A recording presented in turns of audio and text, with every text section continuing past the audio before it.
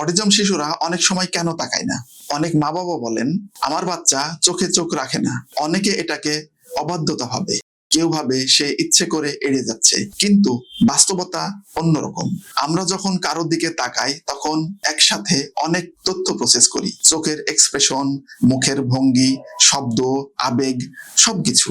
Autism শিশুর জন্য এটা অনেক সময় অত্যন্ত কঠিন হয়ে যায়। চোখে চোখ রাখা তাদের কাছে অতিরিক্ত চাপের মতো লাগতে পারে। কিছু বাচ্চা কথা শুনতে গেলে চোখ সরিয়ে নেয়, কারণ তারা যদি তাকায় তাহলে কথাটা বুঝতে সমস্যা হয়। অর্থাৎ সে আপনাকে এড়াচ্ছে না, বরং সে হয়তো নিজের ব্রেনকেই সাহায্য করছে। এখানে একটা মজার বিষয় আছে, অনেক অটিজম শিশু পাশে তাকিয়ে থেকেও সব শুনে ফেলে। আপনি ভাবছেন সে মনোযোগ দিচ্ছে না, অথচ সে পুরো কথাই বুঝেছে। তাই শুধু আমার দিকে তাকাও বলতে থাকলে অনেক সময় উল্টো চাপ বাড়ে। তাহলে কি করবেন? এটা করবেন যে শিশুর পাশে বসুন, নরম কণ্ঠে কথা বলুন, চোখে চোখ রাখলে প্রশংসা করুন, কিন্তু জোর করবেন না। কারণ সম্পর্ক তৈরি হয় শুধু চোখ দিয়ে না, নিরাপত্তা, ভালোবাসা আর গ্রহণযোগ্যতা দিয়ে। আরেকটা কথা মনে রাখবেন, অনেক অটিজম শিশু বড় হয়ে খুব ভালোবাসতে শেখে, যত্ন করতে শেখে। তাদের ভালোবাসার ভাষা শুধু একটু আলাদা।